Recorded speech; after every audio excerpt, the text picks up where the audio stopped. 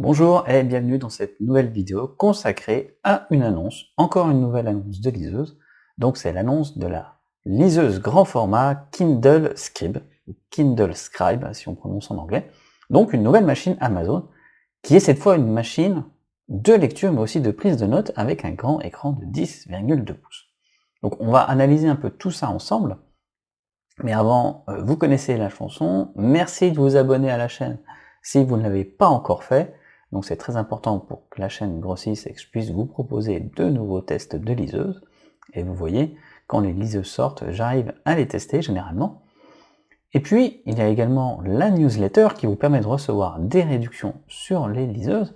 Donc allez voir les liens dans la description, inscrivez-vous et comme ça vous recevrez régulièrement des bons plans liseuses. Donc on va passer tout de suite à l'annonce du moment avec l'arrivée d'une nouvelle liseuse, la Kindle Scribe, qui sera disponible autour du 30 novembre 2022. Alors c'est une liseuse grand format, avec un écran de 10,2 pouces, avec une belle résolution, mais c'est une liseuse qui sera avant tout dédiée à la prise de notes en environnement professionnel. Alors pour vous donner une idée, là on a la Kindle Paperwhite avec son écran de 6,8 pouces, et voici une liseuse, une Lightbook ou MiBook P10 avec un écran de 10 pouces et comme vous le voyez, on a une sacrée différence de surface. Donc il faut s'attendre à ce type de format pour la nouvelle liseuse Kindle Scribe. Alors c'est une liseuse qui sera quand même assez chère. Le prix de base c'est 370 €, 369,99 € avec un stylet de base et seulement 16 gigaoctets de stockage. Donc je trouve que c'est pas beaucoup. On sent aussi que c'est une machine qui est faite pour l'environnement professionnel parce que du coup il n'y a pas de publicité qui s'affiche sur cette liseuse Kindle Scribe. Par contre, on a des options pour avoir un meilleur stylet, 32 gigaoctets et jusqu'à 64 gigaoctets de stockage. Et donc si vous optez pour la configuration maximale avec 64 gigaoctets et le stylet premium, on arrive à 449,99 €. Donc autant dire qu'on est sur quelque chose d'assez cher. Alors la promesse, c'est de travailler sur la bibliothèque Kindle. Donc c'est-à-dire, vous le savez, sur les liseuses Kindle, vous vous connectez avec votre compte Amazon et vous avez accès à une bibliothèque numérique, mais également de prendre des notes sur des documents en format PDF, de lire et de créer des documents à main levée, sans doute avec le stylet. Donc on aura une charge, un port de rechargement USB-C comme sur les dernières Kindle et les liseuses plus récentes. Il y en a également un sur la dernière Kobo Clara 2, allez voir le test si vous ne l'avez pas encore vu, donc c'est un test très récent qui a seulement quelques jours.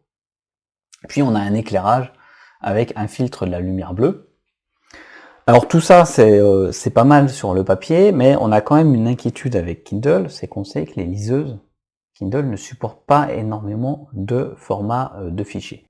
C'est-à-dire que même si aujourd'hui on peut envoyer des fichiers EPUB sur votre liseuse Kindle, il faut quand même passer par le système d'email, etc.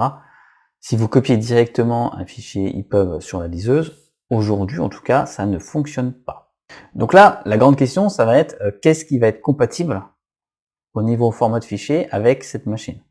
Donc on a un début de réponse qui est fourni dans le descriptif technique, et c'est assez intéressant, parce que le format EPUB n'est pas du tout mentionné comme format compatible. On a les formats Kindle, AZW, etc.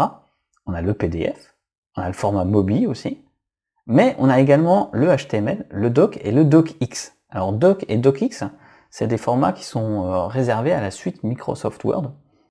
Donc apparemment, d'après le descriptif, on a une liseuse qui sera compatible avec les fichiers Office. Donc ça c'est assez intéressant, ça explique également son prix assez important. Et on a une particularité sur le stylet, c'est qu'habituellement, les stylets sur ce type de machine fonctionnent en Bluetooth, ce qui permet de capter la pression. Là, Amazon nous a annoncé qu'on aurait sans doute un stylet, on va dire, passif, sans batterie, voilà, qui n'a pas besoin d'être rechargé, mais on aura 5 embouts de remplacement dans la boîte, donc ça va être quand même avec une mine qui s'use. Et on nous annonce une charge complète de 7 heures depuis un ordinateur ou 2,5 heures avec l'adaptateur secteur. L'autonomie environ 10 à 12 semaines sur la base d'une demi-heure de lecture par jour. Donc c'est pas énorme, et dès que vous aurez à écrire des documents, il faut tabler sur une autonomie de 2 à 3 semaines avec une seule charge, ce qui est quand même pas mal. Voilà, et évidemment on a un appareil qui est beaucoup plus lourd parce qu'il va faire 433 grammes, et donc c'est tout à fait logique, hein. Vous voyez, on a un format quand même assez grand. Et voilà, donc on va attendre avec impatience quand même l'arrivée de cette machine, qui va arriver le 30 novembre 2022, clairement avec un prix qui tourne autour de 400 €. Je trouve ça vraiment, on va dire, excessif comme machine de lecture, surtout que la Kindle Paperwhite actuelle, qui coûte 140 €, fait très bien le travail. Mais évidemment, avec une grande surface d'écran, ça va être intéressant de voir si la lecture des PDF est parfaitement adaptée. On sait déjà que la lecture de manga va être vraiment optimale sur ce type de machine. Mais le prix fait que je ne pourrais pas acheter cette liseuse. Alors je vais voir si je peux pas l'acheter, la renvoyer, ou trouver une solution pour vous faire un test. En tout cas, si vous voulez un test, n'hésitez pas à mettre un commentaire sur cette vidéo. Et puis, on verra ça dans quelques semaines, environ dans 2 mois, lorsque ça sortira. Je vais peut-être également commenter d'autres tests, à partir des infos que j'ai. Donc, voilà, moi je suis assez sceptique comme machine de lecture. Je pense que elle apporte pas grand-chose sur le marché en termes de lecture. On a déjà des machines concurrentes chez Bookin. Il y a la Bookin Notea, qui était pas mal du tout. Vous avez un test sur la chaîne. Il y a la Kobo Ellipsa aussi. Et on se rend compte que Kindle arrive un peu tardivement sur ce type de machine, donc liseuse et bloc-notes. Donc il sera intéressant de voir si le retard n'est pas en fait comment dire, du temps pris pour produire une meilleure machine. Voilà, donc tout ça, on verra ça dans quelques semaines. En attendant, n'oubliez pas de vous abonner si vous aimez les contenus, et puis d'aller voir les liens dans la description, en particulier le lien vers la fiche complète concernant cette nouvelle Kindle Scribe ou Kindle Scribe. Voilà. Je vous dis au revoir, à bientôt et bonne lecture.